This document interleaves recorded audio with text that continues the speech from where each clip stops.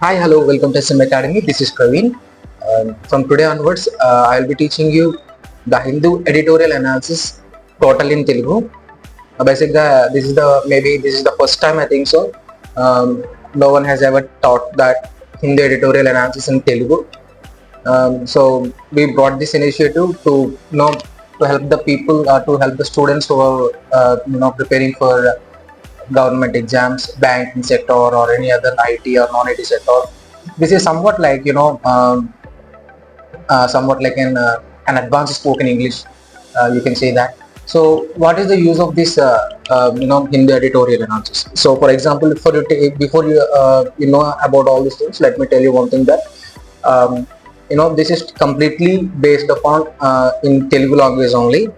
I will be explaining you the whole scenario in Telugu. um, how they have been using this grammars and tenses and everything, vocabulary and analogy. I will be teaching you that in Telugu only. And after that, what is the use of this learning, this editorial? Why? Because in editorial, this editorial plays a important key role in competitive exams, or if you want to learn about much more advanced English, so this will be helpful. For example, take a competitive exam. All the word analogies, tenses, idiom, phrases, and the sentence formations, the some typical words, everything, each and all comes from this Hindu editorial only. So ఆ రీజన్తోనే మేము ఈ Hindi editorial అనేది తెలుగులోకి ఎందుకు తీసుకురావడానికి ప్రయత్నిస్తున్నాము. బేసిక్గా ఏంటంటే చాలామంది మనకి ఇంగ్లీష్లో చాలా వీక్గా ఉంటారు. అటువంటి స్టూడెంట్స్కి మనం ఏం చేస్తామంటే ఈ యొక్క కొన్ని కొన్ని కాంప్లికేటెడ్ సెంటెన్సెస్ని, లేదంటే కొన్ని కొన్ని కాంప్లికేటెడ్ వర్డ్స్ని, లేదంటే ఒక సినారియోస్ని హిందీ ఎడిటోరియల్లో ఎలా డిస్ప్లే అవుతుందో దాన్ని ఒక రా ఇంగ్లీష్ కింద మనం కన్వర్ట్ చేసి దాని నుంచి మనం డేటాని ఎక్స్ట్రాక్ట్ చేస్తాం. సో అందువల్ల ఏమవుతుందంటే ప్రతి వర్డ్ యొక్క అర్థం, లేదంటే ప్రతి సెంటెన్స్ యొక్క ప్రతి టెన్స్ని ఎలా తీసుకున్నాడు, ఏ వర్డ్ని ఏ వెర్బ్ ఫామ్లో యూజ్ చేశాడు, లేదంటే ఏ వర్డ్ని ఇటువంటి kind of parts of speech కింద యూజ్ చేశాడు అనేది మనకు బాగా తెలుస్తుంది. సో ఆ సందర్భాన్ని బట్టి, లేదంటే ఆ సినారియోని బట్టి మనం రియల్ టైమ్ ఎగ్జాంపుల్స్లో యూజ్ చేసుకోవచ్చు. అండ్ దాంతోపాటు అదే కాకుండా ఈ వొకాబులరీ, లేదంటే ఈ వర్డ్ అనాలజీ అనేది కూడా ప్రతిదీ మనకి కాంపిటేటివ్ ఎగ్జామ్స్లో చాలా ఇంపార్టెంట్ రోల్ ప్లే చేస్తుంది, especially in English only. English చాలా మంది భయపడతారు, కాకపోతే it is just an medium of communication. That's it. Through out the world the common language is English only. just just normalize it that English is just a normal language, and you are here to learn that. Okay, so from today onwards I will be teaching you the Hindi editorial analysis to each, and I'll be explaining you the whole scenario, the whole vocab things, the whole tenses things, whatever it may be, and I'll explain you each and everything crystal clearly. Okay, so let's go to the class directly. I'll be taking the a day before news which was circulated in the Hindu editorial. Hindu editorial ఎలా వచ్చిన news గురించి మనం ఈరోజు మాట్లాడుకుందాం. ఓకేనా? Before going to that, just give me a second. I'll be showing you the PPT.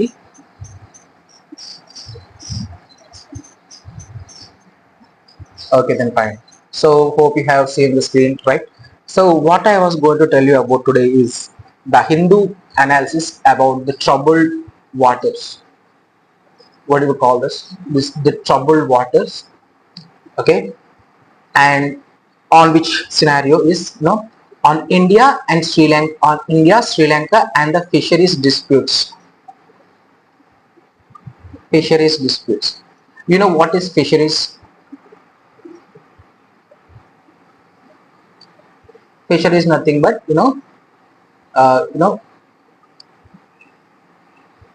చేపలు ఉంటాయి కదా, మన చేపల వ్యాపారస్తులు ఉంటారు కదా, అదే చేపలు పట్టేవాళ్ళు, లేదంటే నావలు ఉంటారు కదా, జాలర్లు, వాళ్ళ యొక్క గొడవల గురించి, లేదంటే వాళ్ళకున్న అభ్యంతరాల గురించి, లేదంటే వాళ్ళకున్న ఇబ్బందుల గురించి ఏమంట, India and Sri Lanka must facilitate discussions among the fishermen అంట. ఓకే, అంటే వాళ్ళు ఏమంటున్నారంటే ఇండియా అండ్ శ్రీలంక నో, ఈ India and Sri Lanka in the sense ఇక్కడ ఎలా యూజ్ చేశారంటే ఇండియా అండ్ శ్రీలంక అంటే Indian government and Sri Lankan government ఒక ఏంటి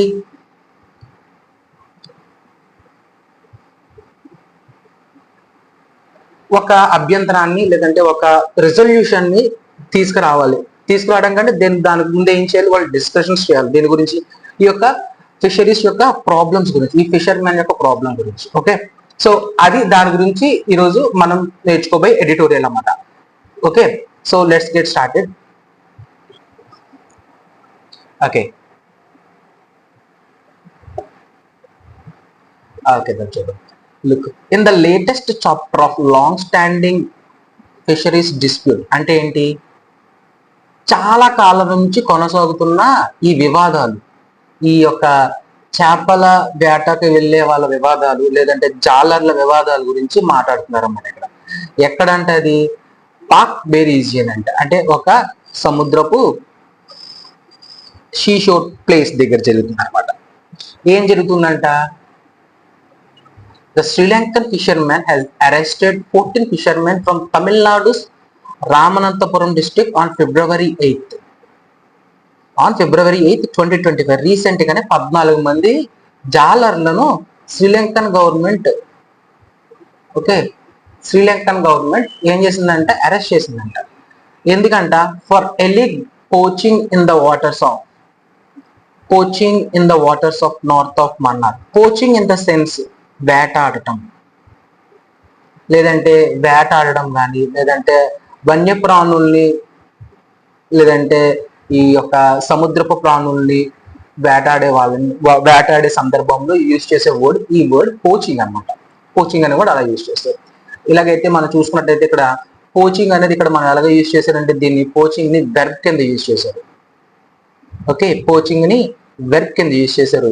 అంటే దీని యొక్క తెలుగు అర్థం ఏంటంటే అక్రమ వేట, అక్రమంగా అనమాట. అంటే అక్రమంగా చొరబడి, వాళ్ళ ప్రదేశాల్లో చొరబడి లేదంటే ఒక గవర్నమెంట్ ప్రాపర్టీలో కానీ లేదంటే అంటే మన సరిహద్దు దాటి లేదంటే మనది కాదన్న ప్లేస్ లోకి వెళ్ళి వేటాడడం దాన్ని కానీ అక్రమంగా చేసే పనులని వేటనాడే విధానాన్ని పోచింగ్ అని వర్ణిస్తారు అనమాట. సో దీని యొక్క మీనింగ్ ఏంటో చూద్దాం.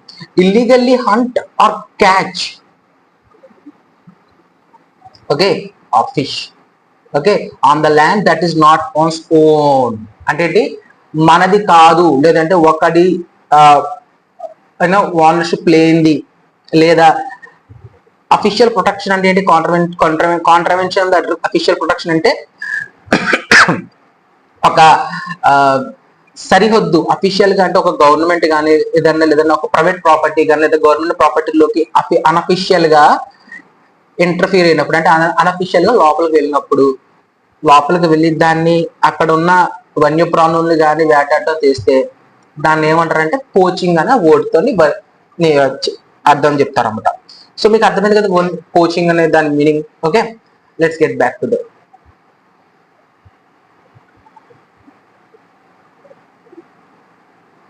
yes.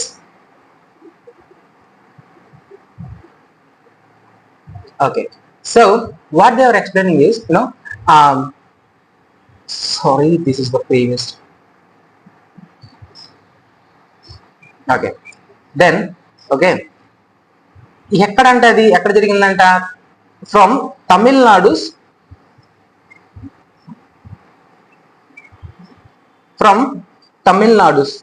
ఎవరంట వారు ఎక్కడ వాళ్ళు అంట, రామనంతపురం డిస్టిక్ అంట. ఓకే, ఎందుకంట నార్త్ ఆఫ్ మన్నార్ ప్లేస్ లోని అక్రమంగా చొరబడి వేట చేస్తున్నారంట. ఆ వేటాడుతున్న వాళ్ళు ఎవరు అరెస్ట్ చేశారు, ఇక్కడ ఇగో శ్రీలంకన్ నేవీ అరెస్ట్ చేసింది అనమాట. ఓకే, ఎవరిని అరెస్ట్ చేసింది శ్రీలంకన్ నేవీ, ఈ తమిళనాడు. ఫ్రమ్ అంటే దాని అర్థం ఏంటి, ఫిషర్మెన్ ఎక్కడి నుంచి వచ్చారంటే వాళ్ళు ఎక్కడి నుంచి వచ్చేవారంటే ఈ రామనంతపురం ప్లేస్ నుంచి వచ్చారంట వాళ్ళు. ఫ్రమ్ దిస్ రామనంతపురం, అర్థమైంది, ఫ్రమ్ అనేది ఈ రామనంతపురంకి రిలేట్ చేస్తుంది అనమాట. What it understood. ఓకే, అయితే ఏమైందంట చూద్దాం next continuation. 2 trawlers were also impounded. Trawlers అంటే ఏంటి?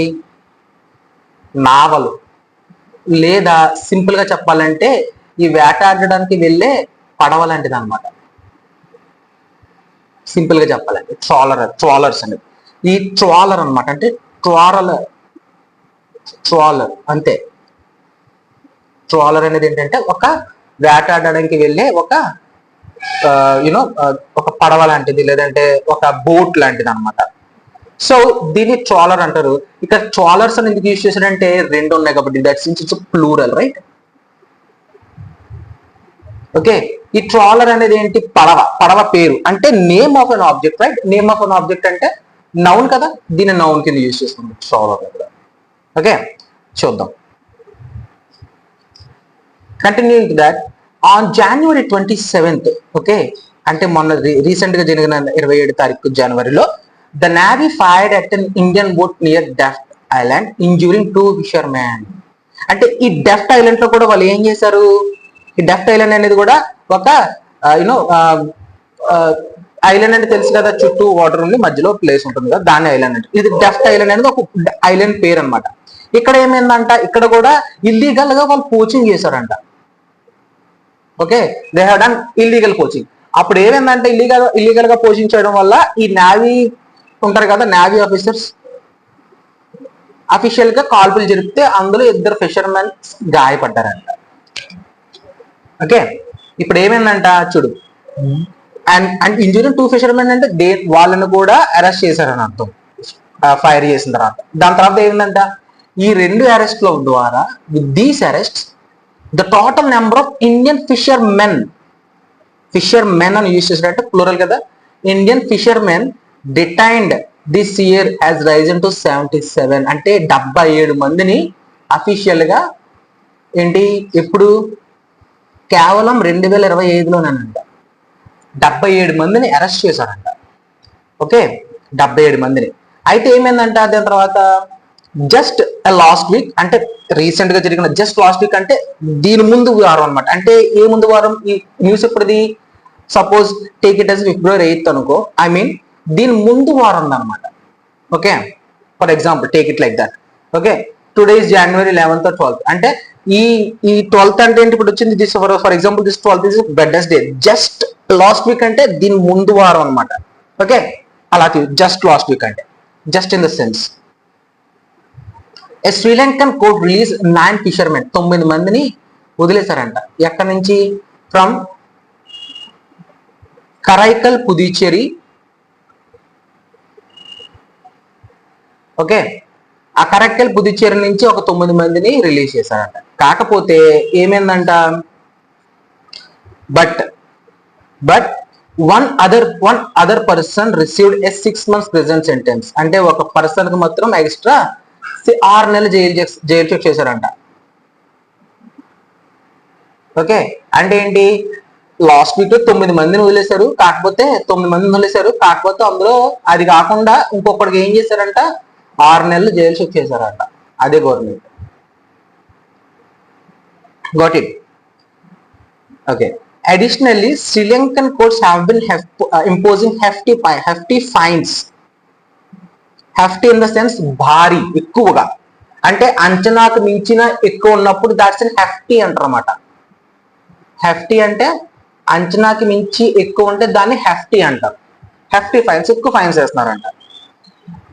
ఏసీ కాంప్లికేటింగ్ దేర్ రిలీజ్, అంటే వాళ్ళ యొక్క రిలీజ్ అంటే వాడిని జైలు నుంచి విడుదల చేయడానికి చాలా ఇబ్బందులు ఎదుర్కొనే, లేదంటే చాలా కష్టమైన పరిస్థితులని నెలకొల్పిస్తున్నారు అన్నమాట వీళ్ళు. ఎవరు? ఈ శ్రీలంకన్ గవర్నమెంట్ అనమాట. Okay, so what's the problem exactly here is the government data over the past decade అంటే ఇన్ ద సెన్స్ 10 సంవత్సరాలు కదా, అంటే గడిచిన 10 సంవత్సరాల్లో based on the responses in the parliament, అంటే ఒక అఫీషియల్ రిపోర్ట్ ద్వారా అన్నమాట. వాళ్ళు ఇక్కడ క్లియర్ గా ఎందుకు మెన్షన్ చేశారంటే బేస్డ్ ఆన్ అని అంటే based on in the sense ఒక అఫీషియల్ రిపోర్ట్ కింద అనమాట. ఒక official report in the parliament అంటే అన్అఫీషియల్ గా మనకు తెలియదు. So they have included clearly that based on responses in the sense ఏంటంటే బేస్డ్ ఆన్ రెస్పాన్సెస్ అంటే యూనో ఈ ఈ రెస్పాన్స్ అని కూడా ఎలా యూజ్ చేశారంటే ఈ అరెస్ట్ కి ద్వారా ఈ అరెస్ట్ నుంచి మనం తెలుసుకోవాల్సింది ఏంటంటే రీసెంట్ గా 10 సంవత్సరాల్లో the number of Indian fishermen arrested in Sri Lanka cost 500 mark.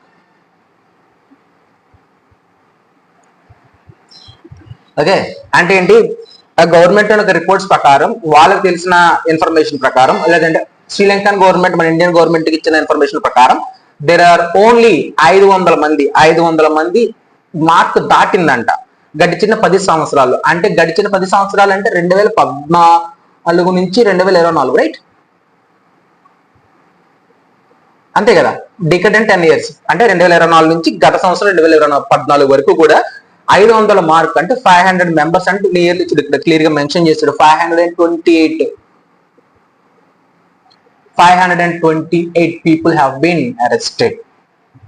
Okay, 2014 వరకు అయితే 787 మంది అరెస్ట్ అయ్యారంట. ఓకే, 2014లో. అంటే దీన్ని బట్టి వాళ్ళు ఏం చెప్తున్నారు చూద్దాం.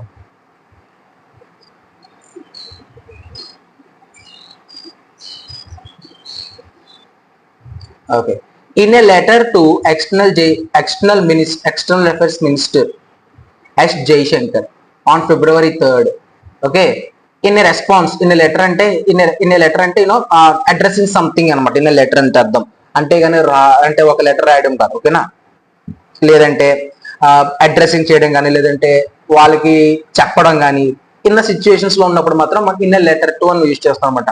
ఓకే, ఒకరికి అడ్వైజ్ చేయడం కానీ, లేదంటే ఒకరి రిపోర్ట్ ని మనం ఒకరికి సబ్మిట్ చేయడం కానీ, ఇలాంటి సందర్భాల్లో మనం లెటర్ అని యూజ్ చేస్తాం వర్డ్ ని. Okay, so external minister Jaishankar on February 3rd. Okay, అంటే ఇక్కడ మీకు ఒక కాంపిటేటివ్ ఎగ్జామ్ బిట్ దొరికింది. ఎక్స్టర్నల్ మినిస్టర్ ఎవరంటే ప్రస్తుతం ఎక్స్టర్నల్ మినిస్టర్ ఎస్ జైశంకర్ అన్నమాట. S Jaishankar recent bit. Okay, and Tamil Nadu chief minister MK Stalin రెండో కాంపిటేటివ్ బిట్. తమిళనాడు సీఎం ఎవరు? ఎంకే స్టాలిన్. ఎక్స్టర్నల్ మినిస్టర్ ఎవరు? ఎస్ జైశంకర్. ఓకే, అయితే ఏంటి లెటర్ టు ఎక్స్టర్నల్ జైశంకర్ అంటే అతనికి చెప్తున్నప్పుడు, లేదంటే అతనికి లెటర్ అంటే అతనితో మాట్లాడుతున్నప్పుడు, లేదంటే అతనికి రిపోర్ట్ ఇచ్చినప్పుడు ఎవరు చెప్పారంట చూడు, లెటర్ టు ఎవరు రాశారు? లెటర్ ఎవరికి రాశారు? ఎక్స్టర్నల్ మినిస్టర్ జైశంకర్ రాశారు. ఓకే, ఎవరికి రాశారు? ఎక్స్టర్నల్ మినిస్టర్ జైశంకర్ రాశారు. 2 అని ఉంది కదా, లెటర్ 2 అంటే ఇతనికి వచ్చింది అనమాట. ఎవరు రాశారు చూడు, ఎంకే స్టాలిన్ సెట్ అంటే ఏంటి అర్థం? ఎవరు చెప్తున్నారు అంటే ఎవరు రాశారు లెటర్? ఇక్కడ ఎంకే స్టాలిన్ రాశారు అనమాట. ఎంకే స్టాలిన్ ఎవరికి రాశారు? ఎక్స్టర్నల్ మినిస్టర్ జైశంకర్ రాశారు. అది దీని యొక్క మీనింగ్ అనమాట. ఓకే, అంటే in a letter to external minister Jaishankar, Tamil Nadu chief minister said that ఏం చెప్పారంట, 97 మంది జాలర్లు అండ్ 216 ఫిషింగ్ బోట్స్ ఎవరి still under the custody of Sri Lanka. అంటే 97 మంది జాలర్లు, అదే కాకుండా 216 బోట్లు ఎక్కడున్నాయంట? శ్రీలంకన్ కస్టడీలో ఉన్నాయంట. ఓకే, నెక్స్ట్ ఏమన్నారంటే ఇక్కడ చూద్దాం. అన్లైక్ ఇన్ ద పాస్ట్ అంటే ఒకప్పటిలా కాకుండా అని అర్థం అనమాట. అంటే ఒకప్పటిలా కాకుండా, ఒకప్పుడు ఎలా ఉండేదంట, there were quickly released. Okay, unlike in the past when they were quickly released అంటే క్విక్లీ రిలీజ్డ్ అంటే ఏంటంటే ఒకప్పుడైతే త్వరగానే విడిచిపెట్టేసేవారంట ఈ గవర్నమెంట్. కాకపోతే బట్ ఇప్పుడు they were quickly released అంటున్నాడు. బట్ ఇప్పుడు ఏంటంట, బట్ అంటే ఇక్కడ ఈ అన్లైక్ అనే వర్డ్ ని దీనికి బదులు అన్లైక్ అనే వర్డ్ అంటే ఇక్కడ నెగిటివ్ స్టార్ట్ చేసి సెంటెన్స్ ని ఫినిష్ చేశాడు. బట్ ఇక్కడ ఏం చేయొచ్చు అంటే in the past and positive sense తో స్టార్ట్ చేసి when they were quickly released and but అని కూడా యూస్ చేసి కూడా unlike in the past then అని వర్డ్ కూడా unlike in the past they were quickly released but recent years have seen rising convictions for in violations of the international maritime boundary line and unlawful fishing. అదేనా? అంటే ఇక్కడ unlike అనే word ఏంటంటే ముందుగానే negative తో start చేసి దాన్ని positive sense కింద రన్ చేశాడు. అలా కాకుండా మనం ఏం చేయొచ్చు, దీన్నే సింపుల్ గా చెప్పుకోవాలంటే ఒకప్పటిలా కాకుండా ఏదంటే ఒకప్పుడు అంటే అన్లైక్ ఇన్ ద పాస్ట్ అంటే జస్ట్ తీసేస్తే ఏమవుతుంది, ఇన్ ద పాస్ట్ దీని కంటిన్యూ చేసి ఇన్ ద పాస్ట్ దేర్ ఇవన్నీ తీసేసి దే వేర్ క్విక్లీ రిలీజ్డ్. ఎవరు? ఈ ఫిషర్మెన్ కానీ ఫిషింగ్ బోట్స్ కానీ త్వరగానే వదిలేసేవారంట. మధ్యలో ఏం చేస్తావు, అప్పుడు నువ్వు బట్ పెట్టుకోవాలి. కానీ ఇప్పుడు ప్రస్తుతం ఉన్న సంవత్సరాల్లో అంటే ప్రస్తుతం ఉన్న టైంలో ఏం జరుగుతుందంట, రైజింగ్ కన్విక్షన్స్. అంటే ఏంటి కన్విక్షన్స్ అంటే అన్లాఫుల్ గా లుక్, కన్విక్షన్ అంటే నేరోపణలు ఎక్కువైపోయాయి అనమాట. అంటే నేరోపణాలు లేదంటే ఏ formal declaration by the verdict of a jury. అంటే ఏంటి, కోర్టు ద్వారా వచ్చిన ఒక ఫార్మల్ డిక్లరేషన్, లేదంటే ఒక యూనో కోర్టు ద్వారా under the law of someone is guilty of a criminal offence అన్నమాట. అంటే ఒకళ్ళ మీద క్రిమినల్ అఫెన్సెస్ పెట్టడం కానీ ఇవన్నీ ఎక్కువగా జరుగుతున్నాయి అనమాట. ఇప్పుడు రీసెంట్ ఇయర్స్ లో అదే చెప్తున్నాను ఇక్కడ, recent convictions for violations in the maritime border. Violations అంటే ఏంటి, వయలేషన్స్ అంటే ఏంటి అనుకున్నాం అంటే దాని యొక్క రూల్స్ ని బ్రేక్ చేయడం, దాన్ని వయలేషన్ అంటారు అన్నమాట. సింపుల్ గా చెప్పాలంటే violation in the sense rules ని బ్రేక్ చేయడం, లేదంటే యూనో సమ్వాట్ లైక్ దట్. అంతే, you're unfollowing the rules, rules follow అవ్వకపోవడం కానీ, రూల్స్ కి విరుద్ధంగా ప్రవర్తించడం కానీ, విరుద్ధంగా చేయడం కానీ, అలా చేసినప్పుడే కదా, దానివల్లే కదా ఈ 97 మంది జాలర్లు లేదంటే 216 ఫిషింగ్ బోట్స్ అనేవి శ్రీలంకన్ కస్టడీలో ఉన్నాయి. అది చెప్తుంది ఎందుకు అయిందంట, because of the violations of conviction for violation. అంటే ఇది కన్విక్షన్ ఫర్ వయలేషన్ క్లియర్ గా మెన్షన్ చేసి, కన్విక్షన్ ఎందుకు ఫర్ వయలేషన్ అనమాట. అంటే దీనివల్ల నేరోపణాలు లేదంటే దీనివల్ల దీనివల్ల లాఫుల్ గా అంటే దీనివల్ల వాళ్ళని అరెస్ట్లు చేయడం ఇవన్నీ ఎందుకు జరుగుతున్నాయి అంటే బికాస్ ఆఫ్ ద వయలేషన్స్ అనమాట. ఓకే, ఏంటి, international maritime boundary line and unlawful fishing. ఏంటి, violation of international maritime border line అంటే ఏంటి, ఆ ఇంటర్నేషనల్ మ్యారిటైమ్ బార్డర్ లైన్ యొక్క రూల్స్ అండ్ రెగ్యులేషన్ బ్రేక్ చేస్తూ, లేదంటే దాన్ని ఫాలో చేయకుండా దానికి విరుద్ధంగా మనం ప్రవర్తించినప్పుడు, లేదా అక్రమంగా చొరబడి అంటే ఆ మ్యారిటైమ్ బార్డర్ లైన్ దాటుకొని అక్రమంగా చొరబడి ఏంటి ఈ యొక్క ఫిషింగ్ చేస్తున్నప్పుడు వచ్చిన ప్రాబ్లమ్స్ వల్ల వాళ్ళు కన్విక్ట్ అయ్యి వాళ్ళని జైల్లో పెట్టడం కూడా జరుగుతుంది అన్నమాట. ఓకే, చూడు ఇక్కడ చూడు ఏమన్నాడు, ఒకవైపు తమిళనాడు అండ్ పుదుచ్చేరి జాలర్లు అంటే Tamil Nadu and Puducherry fishermen often cross the IMBL. They are తరచుగా దీన్ని IMBL international maritime border line చేస్తున్న దేర్ కౌంటర్ పార్ట్స్. అంటే శ్రీలంకలో ఉన్నట్టు వాళ్ళ యొక్క ఆపోనెంట్స్ అన్నమాట. వాళ్ళ యొక్క ఆపోనెంట్స్ ఎక్కడ ఉంటారంటే వాళ్ళు శ్రీలంకలోనే ఉంటారు, కాకపోతే తమిళ్ మాట్లాడతారు. శ్రీలంకలో ఉన్న తమిళ్ స్పీకింగ్ నార్థన్ ప్రొవిన్సెస్ అంట. అంటే శ్రీలంకలో ఉన్న తమిళ్ మాట్లాడే ఒక నార్థన్ ప్రొవిన్స్ అంటే ఒక ఏరియా వాళ్ళు ఏం చేస్తున్నారంట వాళ్ళు రీసెంట్ గా జరిగిన సివిల్ వార్ లో నుంచి మెల్లమెల్ల లుక్చుడు province who are still recovering from the civil war. అంటే ఇంకా వాళ్ళు they are still overcoming the problems, లేదంటే దాని నుంచి నయమవుతున్నారు నెమ్మదిగా. Still recovering from the civil war. Recent గా ఒక సివిల్ వార్ జరిగింది శ్రీలంకలో, మీకు అందరూ గుర్తుండే ఉంటుంది. దాని నుంచి వాళ్ళు మెల్లమెల్లగా బయటపడుతున్నారు. వాళ్ళు కూడా ఏం చేస్తున్నారంటే వీళ్ళు ఏం చేస్తున్నారంటే opposing their fishing methods. Who are still recovering, who are opposing, వీళ్ళు అపోజ్ చేస్తున్నారు అనమాట. Sorry for the miss lines. Look, who in the sense ఈ హూ ఎవరికి సంబంధించిందంటే who are opposing, they are opposing this thing. వాళ్ళు దీన్ని oppose చేస్తున్నారు. దేన్ని అపోజ్ చేస్తున్నారు? Who are opposing their fishing methods. అంటే ఎవరిది అనుకున్నాం?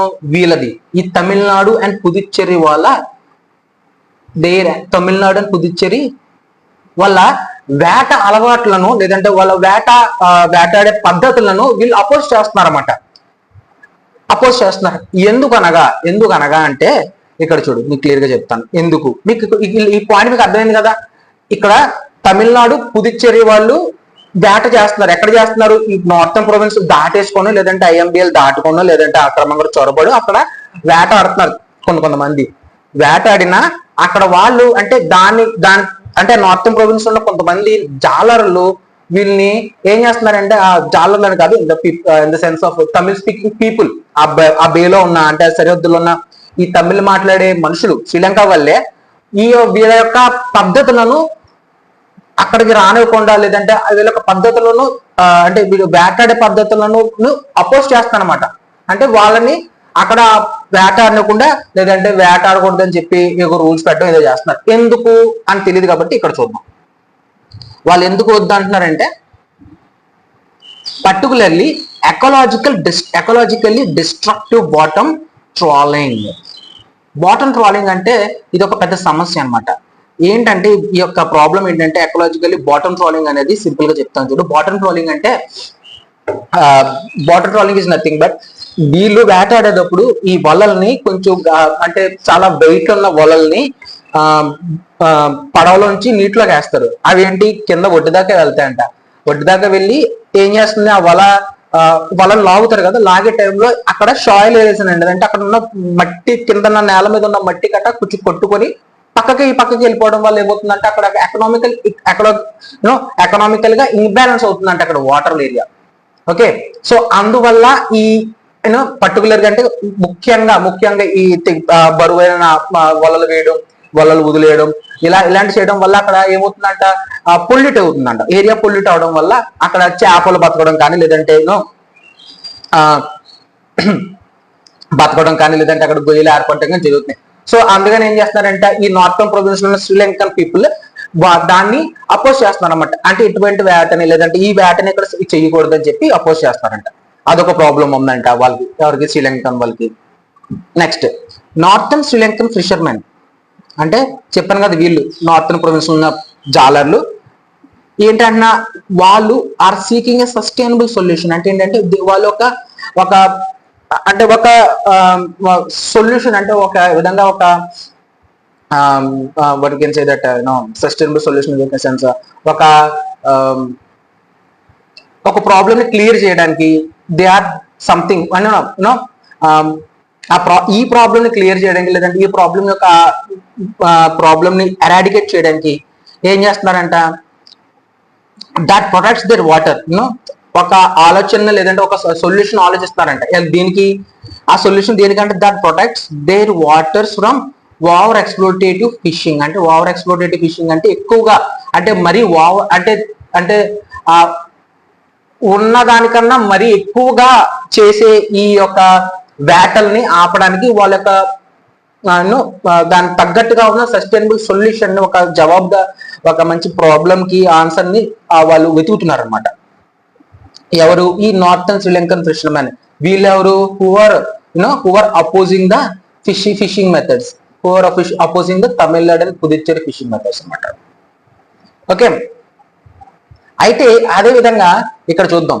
అది వాళ్ళ యొక్క ప్రాబ్లం. ఎవరిది? తమిళనాడు వాళ్ళు. Okay, right, I'm right. Tamil Nadu fishermen, Tamil Nadu శ్రీలంకలో తమిళ్ మాట్లాడే మనుషుల యొక్క ప్రాబ్లం. ఇక్కడ మన ఇండియన్స్ కి వచ్చేద్దాం. Indian fishermen has repeatedly sought a fresh round of talks with Sri Lankan counterparts with the last such meeting has take place in the November 2016. అంటే ఏంటి? ప్రతిసారి కూడా ఒక్కొక్క కొత్త విధానంతో లేదంటే ఒక కొత్త అంటే మార్పులతోటి ప్రతిసారి కూడా వీళ్ళు వాళ్ళతో డిస్కస్ చేయడం జరుగుతుంది. ఎవరితోటి? శ్రీలంకన్ కౌంటర్ పార్ట్స్ తోటి. బట్ అది ఎప్పుడు జరిగిందంట లాస్ట్ నవంబర్ 2016 లో జరిగిందంట. వాళ్ళ రిపోర్ట్ ఏముందో చూద్దాం, ఫర్దర్ గా ఉంటే మన న్యూస్ లో చూద్దాం. లేదంటే వాళ్ళ యొక్క ప్రాబ్లమ్స్ ని అసోసియేట్ చేయడానికి వాళ్ళు ఎటువంటి స్టెప్స్ తీసుకుంటున్నారు అనేది ప్రతిసారి కూడా ఇక్కడ జరుగుతుంది అన్నమాట. నవంబర్ 16 జరిగిందంట అది లాస్ట్ లో, మళ్ళీ ఇప్పుడు జరగలేదంట. ఓకే, లుక్ ఇదే ఇష్యూని అంటే ఈ అరెస్ట్ లేదంటే అక్రమ చొరబడ్డం లేదంటే ఈ వేటని ఆపడం కానీ ఎక్కడ జరుగుతుందంట, ఈ ఇష్యూనే ఏమైందంట, ఎక్కడ తీసుకొచ్చారంట, raised in most of the recent joint working group, okay, in Colombo's last year. ఈ ఇష్యూనే లాస్ట్ ఇయర్ కొలంబోలో అంటే అక్టోబర్ మంత్ లో కొలంబోలోని అంటే శ్రీలంకలో జరిగిందంట. ఈ ఇష్యూని రైజ్ చేశారంట చాలా సార్లు. ఎవరు? Joint working group committee. Joint working group committee అంటే nothing but they work between 2 countries or multiple countries అనమాట. 2 countries multiple countries joint working group అనేది ఒక సంస్థ ఉంటుంది అనమాట. They will be sorting out the problems. అంటే మనకి ఏమైనా ప్రాబ్లమ్స్ వస్తే వాటిని సార్ట్ చేయడానికి చూస్తుంటారు అన్నమాట వాళ్ళు. ఓకే.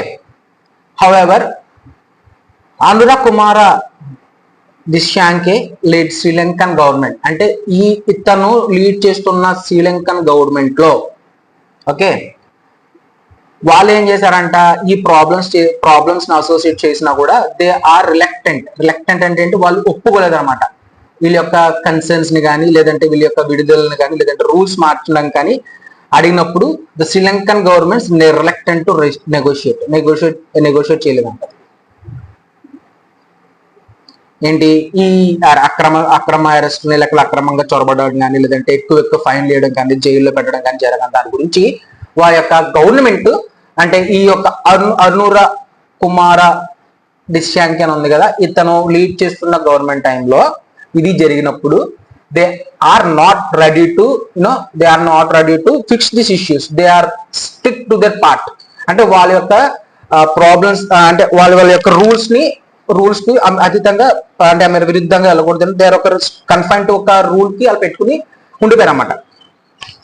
ఓకే, అయితే ఏంటంటే New Delhi and Colombo must recognise that a fresh approach is required to break the deadlock. ఏమన్నాడు?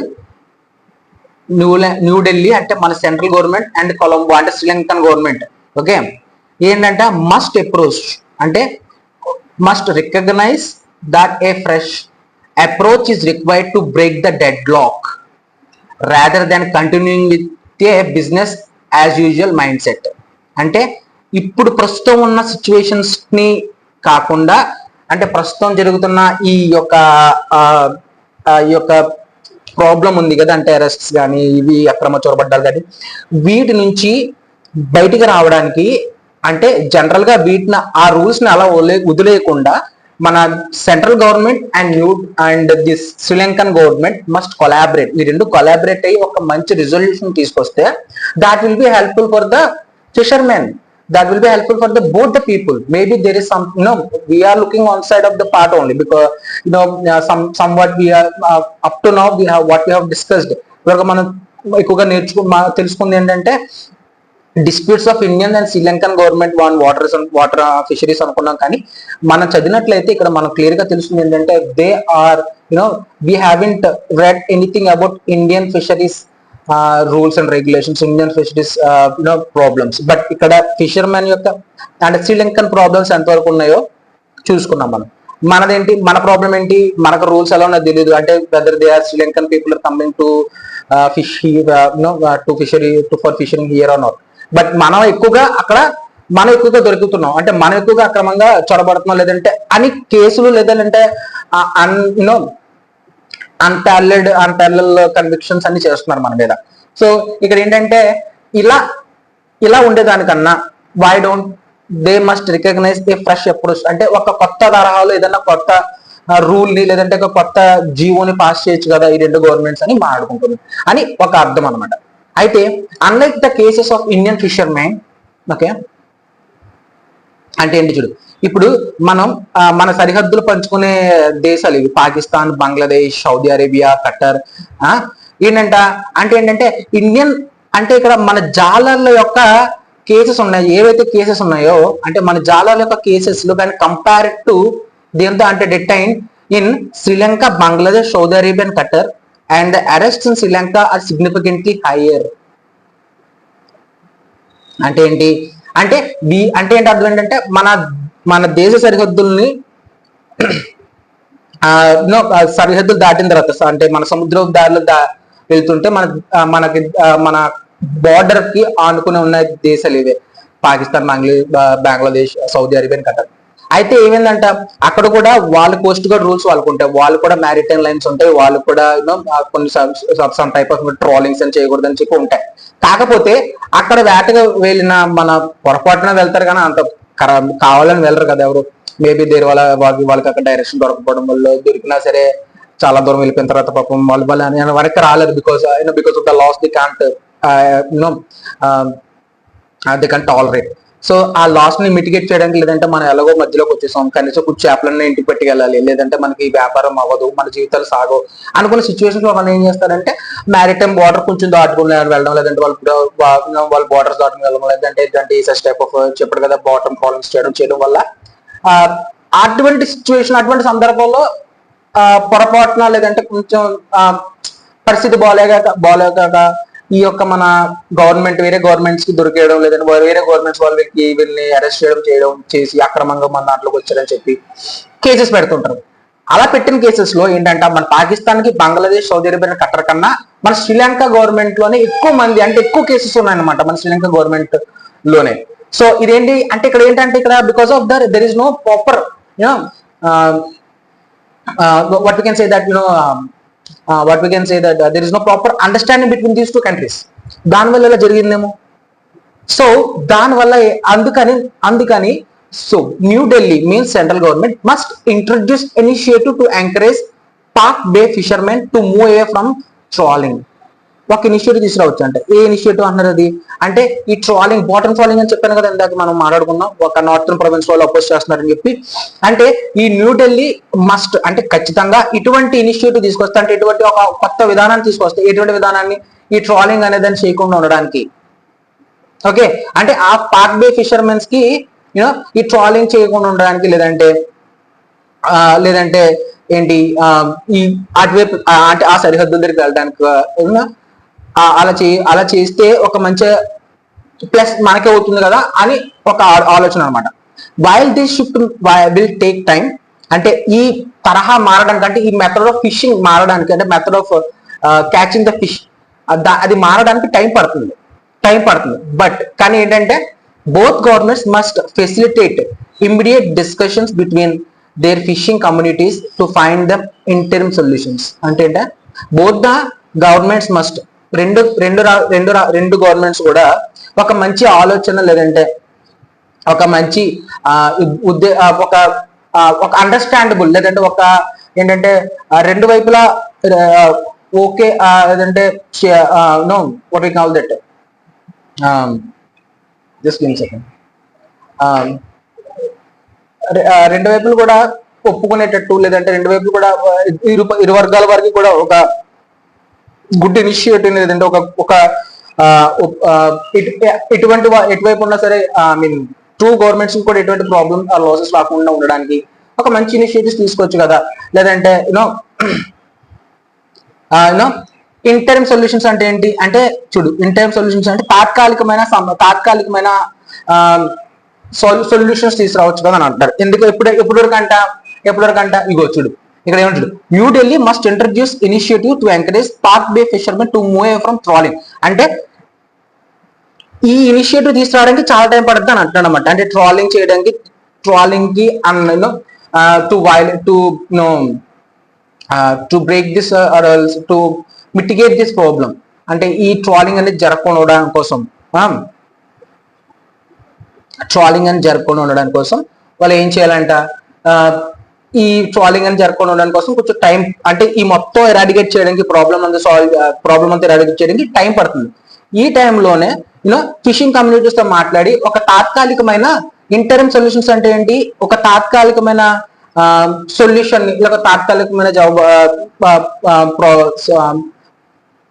సంవాట్ లైక్ ఒక తాత్కాలికమైన ఐడియాని తీసుకొచ్చి, లేదంటే తాత్కాలికంగా ఏదన్నా టెంపరీగా ఏదన్నా కొంచెం వాళ్ళకి చేసి పెట్టచ్చు కదా అని ఒక ఐడియా అనమాట.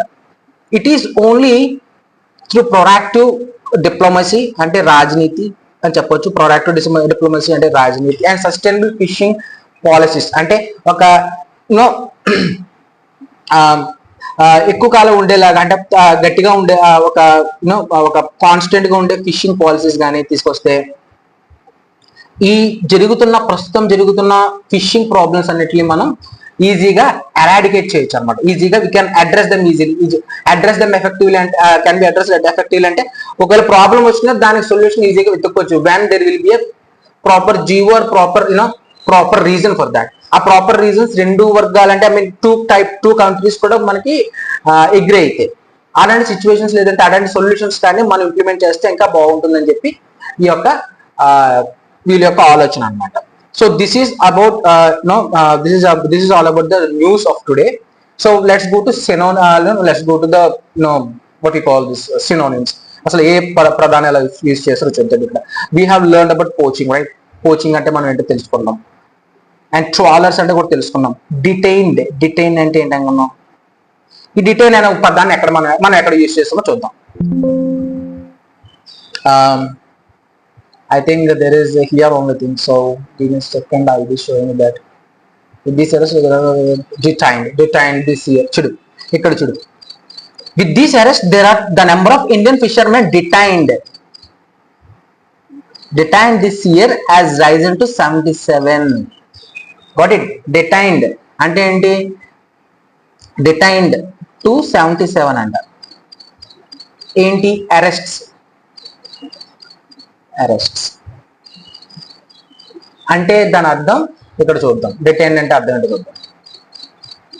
లుక్, నిర్బంధించడం. Detained 77 members నిర్బంధించడం.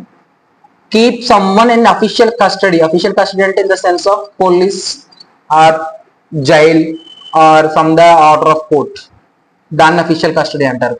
Typically questioning about a crime or politically sensitive situation. అంటే ఒక క్రైమ్ చేసినప్పుడే కదా ఇలాంటిది వస్తుంది, డిటైన్ చేస్తాం. They will be detained and official custody from unofficial custody. Official అంటే in the sense of that rule should be followed at that premises.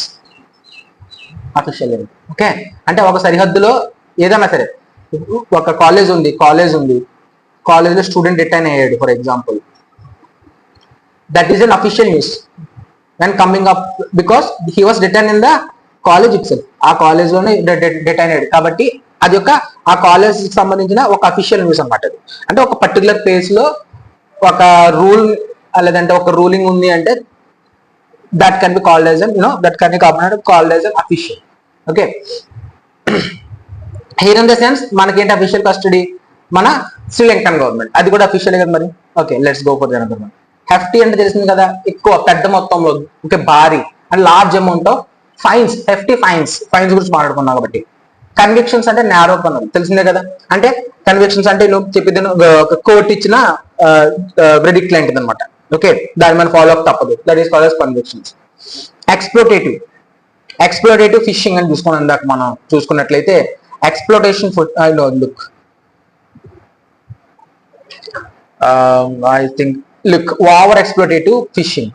Look ఇక్కడ ఏం చేసావా అంటే northern Sri Lankan fishermen are seeking a sustainable solution that protects their waters from over exploitative fishing. అంటే ఏంటి, చాలా అతి దారుణంగా, అంటే చాలా ఎక్కువ మోతాదులు, అంటే సరిపడేదానికన్నా లిమిట్ దాటిన తర్వాత కూడా ఓవర్ లిమిటెడ్ అంతకు మించిగా ఫిషింగ్ చేస్తున్నారంట. ఆ ప్రాబ్లమ్ ని మిటిగేట్ చేయడానికే ఈ యొక్క ఏంటి ఒక తాత్కాలికంగా లేదంటే ఒక పర్మనెంట్ సొల్యూషన్ గురించి వాళ్ళు ఆలోచిస్తున్నారు అనమాట. So this is called over exploitative in the sense of we have taken this exploitative as a noun. There it is considered as noun in that place. Got it? And coming to the deadlock అంటే చెప్పాను కదా, deadlock అంటే మాట్లాడలేదు మనం. deadlock, let's see the deadlock.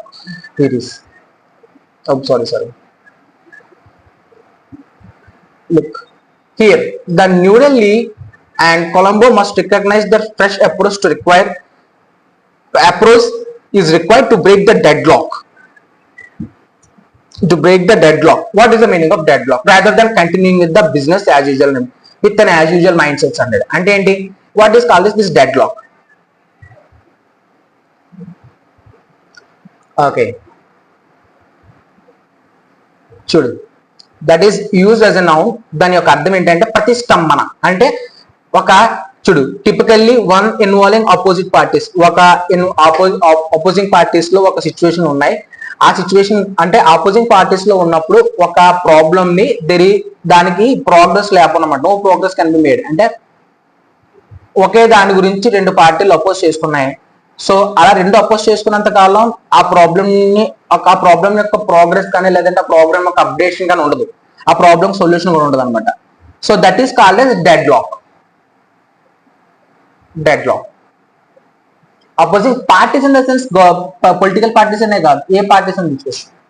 Suppose you are making a problem with two friends. ఒక ఇద్దరు వ్యక్తుల మధ్య ప్రాబ్లం ఏదో అయింది, లేదా రెండు వర్గాల మధ్య ప్రాబ్లం అయింది, అంటే రెండు కుటుంబాల మధ్య ప్రాబ్లం అయింది.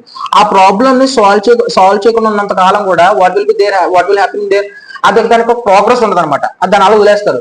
That is what they are telling here. They need to break the dead, they need to without make look, they need to break the deadlock. అంటే ఆ ప్రాబ్లమ్ ని, అంటే లేదంటే ఆ యొక్క సిచ్యువేషన్ ని బ్రేక్ చేయాలి, రాదర్ దాన్, అంటే దాని మీద ఉండిపోకుండా rather than continue with business as usual mind set. అంటే ఇలా, అంటే ఎవరిదారు వాళ్ళు అన్నట్టు, ఎవరి రూల్స్ వాళ్ళవి, మా తంతు మేమే ఉంటాం అన్నప్పుడు అలా కాకుండా దాన్ని బ్రేక్ చేసి ఒక మంచి ఒక ఫ్రెష్ అప్రోచ్ తీసుకొస్తే మంచిది కదా అని చెప్తున్నారు అనమాట. అందుకే they use the word deadlock. Okay then fine. Next interim అంటే తాత్కాలికమని చెప్పారు కదా, ఇంటర్మ్ సొల్యూషన్స్ అని చెప్పి ఇక్కడ ఉంటుంది లాస్ట్ లో.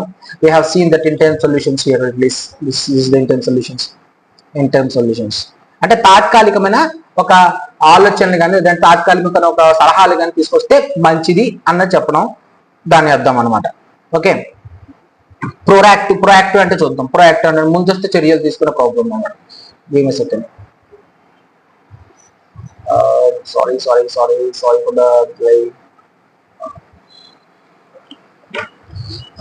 I think intense solutions conflicts on ongoing. Proactive diplomacy. Proactive. And it is only through it can be happen only through proactive diplomacy అన్నమాట. What is the meaning of proactive అంటే ముందస్తు చర్యలు అన్నమాట. ముందస్తు చర్యలు తీసుకునే దాన్ని ప్రొయాక్టివ్ డిప్లొమసీ అంట. Diplomacy in the sense of రాజకీయత్వం, రాజనీతి, సంథింగ్ లైక్ దట్ అన్నమాట. Controlling situation rather than responding it has happened. అంటే ఏంటంటే ప్రొయాక్టివ్ సొల్యూషన్స్ అంటే ఏంటంటే ముందుగానే తగిన చర్యలు తీసుకొని, అంటే అటువంటి ప్రాబ్లమ్స్ రాకుండా ముందుగానే తీసుకుంటే చాలా మంచిది అని చెప్తాం. డిప్లొమసీ ఇన్ ద సెన్స్ రాజనీతి మార్గం, అంటే the profession are skill of managing international relations అనమాట. డిప్లొమసీ అంటే అర్థం ఏంటి?